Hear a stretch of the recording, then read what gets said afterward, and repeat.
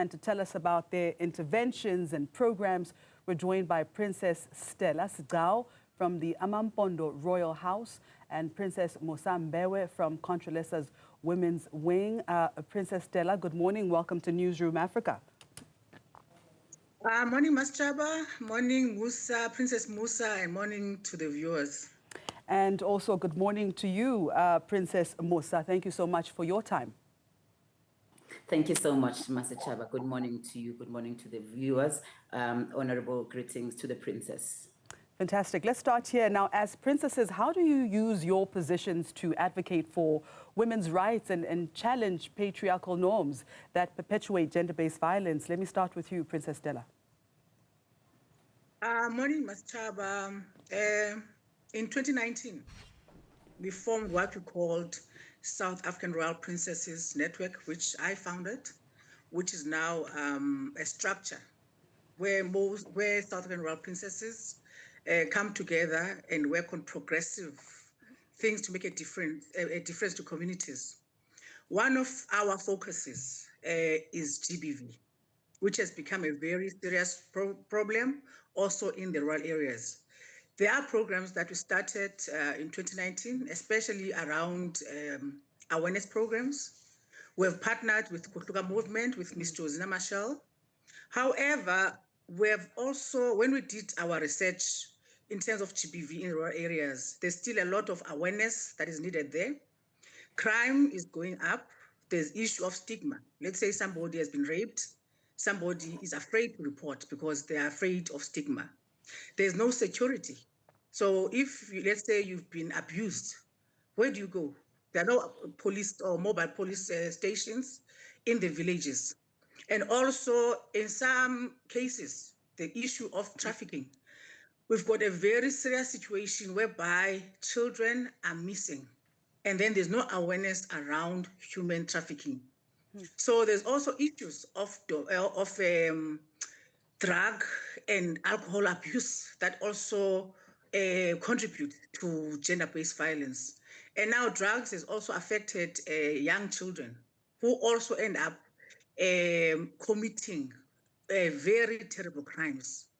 And then also issues of poverty. There's high levels of poverty. That's what we've discovered in our when we do our research. So poverty also contributes, because it also contributes to crime, and then also contributes to psychological problems, contribute to even to GBV, you see? And then there's issues also of rituals where other people, because of this issue of no money, someone thinks that if they kill a baby or take a body part, they'll go to Sangoma and then they'll have money. So there are many issues around GBV in our communities. Literally, the traditional councils, they need assistance and the resource to be able to assist with those things. And as princesses, we've decided to make a pact and a commitment to play our part in uprooting GBV, and to be part and parcel of fighting this scourge of GBV. And I'd like to bring in Princess Musa here to just expand on that. How are you working to raise awareness and support survivors of gender-based violence and to bring awareness around ritual killings as well? Thank you very much, Ms. Chaba, for the question. As Contralesa, we have taken a sober decision to not only have women as numbers, but women active in their roles. You cannot speak about the issue of gender-based violence without acknowledging a big role that a woman has to play in everything. Women are the ones that are supposed to be raising these kids. Most of the time, their families are led by women more than it is, because there's more people that are taking care of the children would be a mother. So from the upbringing, which is where the problem also comes from, we then address those issues, because we're not just only in the offices, but we are on the ground where our people are, setting up structures of engagement, but not only engagement that ends in us just talking, but taking an active role as to what do we do. Readdressing and renaming the word, for me, if I may be controversial a bit, that the issue, when you say gender-based violence, you are saying I, as a woman, am a victim. And if I'm a victim, you cannot expect me then to be part of the solution, because there is no doctor that will ask a patient that is sick, how do we heal this?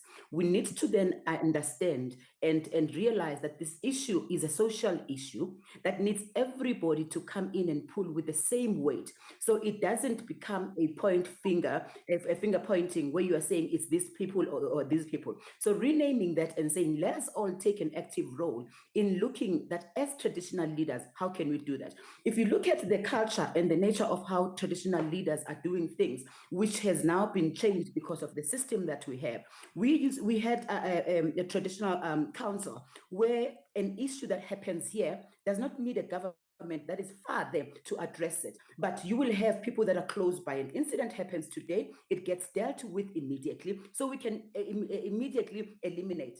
Unlike what the system does, if we emphasize, which is our role right now, in making sure that traditional leaders are given enough authority, power, and even a space where they can be able to intervene, because what we do as traditional leaders is we are curing, we are mending. Our system says you need to do something wrong first, so you must beat me first before we can look at it, and then after that we're going to take you straight to jail. But let's bring it to traditional leadership. We then say, we train you how to be a man. If anything happens that is wrong in the interim, we intervene with the mediation of saying, can we correct you? Instead of sending you for punishment, that's where everything comes back. We've got a young man that has beaten my daughter with a clap, and when that happens, that young man goes to jail. When he goes to jail, he's got a criminal record. He comes back bitter because this is something that could have been corrected. I'm not saying it's okay, but I'm saying there are some cases that makes people very angry, and they come back and they become serial killers because they are angry at the approach. The system does not have that approach. So if we give the control back, yes, and I would love to actually expand on how we can actually bridge that gap between traditional practices and the legal system. But I'll come back to you on that. First, I want to talk about personal and collective responsibilities. Now, I'll bring you in here, Princess Stella. As a princess and as princesses, how do you hold yourselves and other traditional leaders accountable for addressing GBV and ritual killings? Thank you, Ms. Chaba. Us as princesses, let me start by explain this part. In the traditional setup, princesses are the backbones of our traditional systems. So we also have a very important role in issues affecting communities. As the very reason we formed the South African Royal Princesses Network is as individuals and as a collective, as South African princesses, to play our part in fighting GBV. And some of the roles they include, like a princess mentioned, we've had sessions on addressing the boy child. For it's one thing to say let's empower the girl child, but what about the boy child? For the boy child, if he's raised in a certain way and is affected a certain way, he will end up affecting the girl child or society. And then another that we've tried to look at the issues of rehabilitation. How are those perpetrators rehabilitated is another important thing. And then thirdly, the importance of economic independence, empowering women.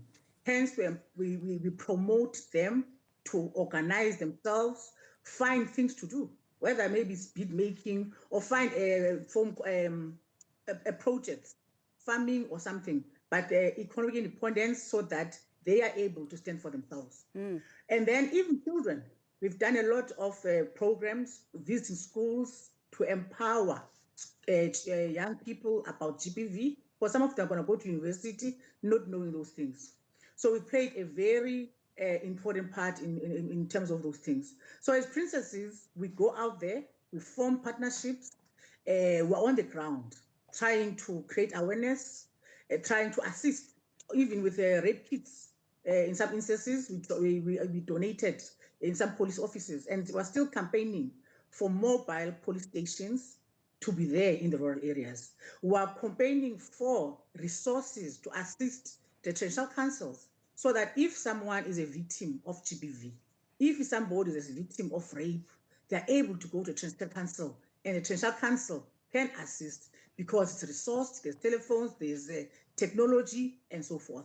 All right. And then now the issue of post-trauma and psychological problems. That's when now amongst the princesses, we also have those who are focusing on the psychological aspect, how to assist the victims. And we're promoting partnership in that regard as well. All right, wonderful. We're just going to take a short break and we will come back to this conversation. I'm engaged with Princess Stella Sigao from the Amampondo Royal House, as well as Princess Musa Mbewe from Contralesa's Women's Wing. We'll be right back shortly. Stay with us.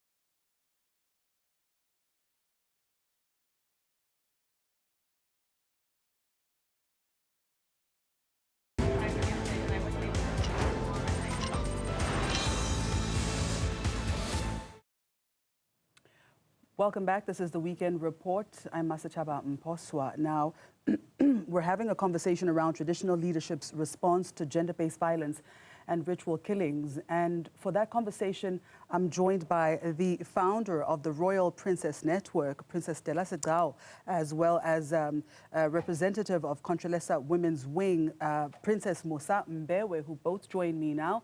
And I'll come to you, Princess Mbewe, now on challenging the status quo.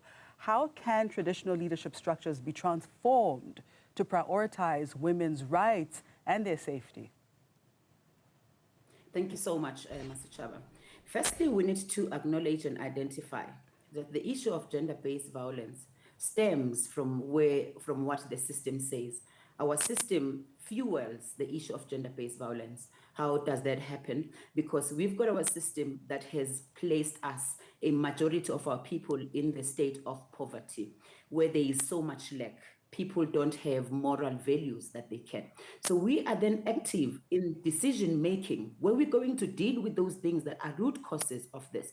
If people are unemployed, they will then lose their morals, where a head of a child is worth 100,000 versus the moral of a man that is not working, or a woman, whoever that does that.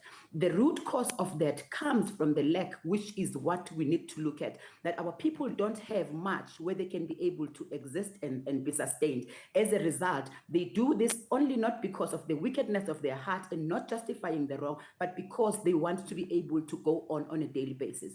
Engaging with the systems that are making these decisions, if we are actively participating, we go to conferences, we get invited and to have our word as to what is it that we are doing, because we can't just be working on the ground and what we are saying is different from what the system is saying. So by being actively involved with those structures, we are then able to then come and say, this is the word. Can I be controversial and bring this one and see how it relates? The issue of the land has got a big impact on the gender-based violence. Once you speak of the land, you're speaking of the space. If you're speaking of the space, I'm saying this is where the traditional leaders come. If we are living at home and you've got a mother and a dad that sleep, who stays mkukwini, which is the real situation of our people. And when mama and baba want to become parents and doing whatever, the children are sleeping on the ground. But also when mama and baba are fighting, the children are sleeping here. If the land could be given to our people, we're going to have enough space when you can take your child, go to the room. And when we have the arguments, they don't see that it's a pattern, because you can be able to hide these things. Our children are pre-exposed because our people don't have space. place. We've got Malume and everyone that stays there. Way back, when there is a royal leader, the royal leader will look at that and say, you are now 20, go and start your own family. You are a man because you've got this. Then you start building, because you cannot deal with the issue of gender-based violence outside the issue of families. And our families are broken. And why Actually, are they broken? Because of this this is a very valid point, if I may just come in there. And it's one that actually takes its roots even all the way back before apartheid. Apartheid made it worse because of the spatial planning, and then which led to the degeneration of our families. Now, let's talk about cultural and social change. What cultural narratives or myths need to be challenged to address gender-based violence and ritual killings? Princess Stella? I think, Mataba, let's, our view as a Princess Network, there are cultural practices that are still relevant, but we also feel that there's cultural practices that must be done with. I'll make an example. Ukutwala. Ukutwala had a certain purpose in the past, but now it has been hijacked by traffickers, by people kidnapping children, and for other purposes. So we are canvassing for the end of Ukutwala. And then secondly, bring back Ubuntu. You know, Ubuntu never promoted a man beating a wife, a man sleeping with a child, a woman molesting a baby. That is not Ubuntu. If you're a man, you cannot be a man by beating a woman. If you're a mother, you cannot be a mother by ambushing a child on those forms. So we need to bring back Ubuntu back to our systems. And then over and above, just to touch on something else that is part of this, but just on the outside, issues of healthcare. When people are affected in the rural areas, where do they go? There's issue of mental illness. Others, they come back from let's say the cities, from work, possibly affected by some kind of abuse at work. And then when they come back to the villages, they take it out on their wives. So now us as the Princess Network, and also as part of this institution of traditional leaders, were saying, let's do away. Like even this thing of abusing women, in terms of cutting some parts of the women, genital mutilation, those things, they have to come to an end. Those are kind of cultural practices that must come to an end. So advocating for such, and then the empowerment of a woman, empowerment of youth, empowerment of boy child, and also being educated about the laws of this country. And speaking so they of know advocacy, their rights and their constitutional rights as well. Speaking of advocacy and laws as well, and before we close, I'd love to come to you, Princess Musa. What policy changes or reforms would you advocate for to better address gender-based violence? For starters, the justice system of our country has got nothing that is doing much when it comes to that. We have recently dealt with an issue of a young girl that knows exactly that she was raped, and a perpetrator that got away because of something that had nothing to do with the victim. 8 years in jail, and here we are, the person is free, and you are here with the wounds. We need to have, firstly, when you go to the courts, they call you in front of 50 people, Chaba. I have been there, and they will be asking you in front of all those people, by the way, when you say this person has raped you, what were they wearing? And it's happening in private, in the open. The way the cases are dealt with, for starters, the relationship between the SAPS and the NPA in advocating where the files are getting missing, that's all the challenges that we need to make sure that we change that. We also need to have women that are very active, even in our courts. Can we have women who really understand? Because most of the judges that we've got, maybe it's because of the people that would have been qualified, would be men. But we need to have a policy that will make sure that there is no gender-based violence case, firstly, that is going to be dropped by anybody at any given moment. Every time there's a case reported, let it be dealt with until the end, whether I feel the person, as long as it is brought to the attention. Two, can we be allowed that we do not only wait for the victim to to be the ones that report the cases, because most of the time the victims are threatened, so they cannot do it. So anybody that knows that there is, let the police do their work and investigate. But can I open a case when the mother from next door is always beaten and she's exposing her children to all those things? So there's a lot of things in our system that needs to change immediately. And also, can there be a term, especially when you know who the culprit is? If the case has come through, why would it have to take 8 years? I'm still in court right now with the case of my daughter that was raped 4 years ago. We have not sat in trial. We have been in court 18 times. I'm not exaggerating. This is what the system is saying. When are we going to start to heal? When are we going to move on? And what is happening in the interim? When my brothers want to be involved and do whatever they can do, our system is not serving us. Those policies must change immediately. That's what we would submit. All right. Ladies, thank you so much for your time. You are both power personified. Thank you very much. That was Princess Stella Sigao from the Amampondo Royal House, who is the founder of the Royal Princess Network, and Princess Musa Mbewe from Contralesa's Women's Wing.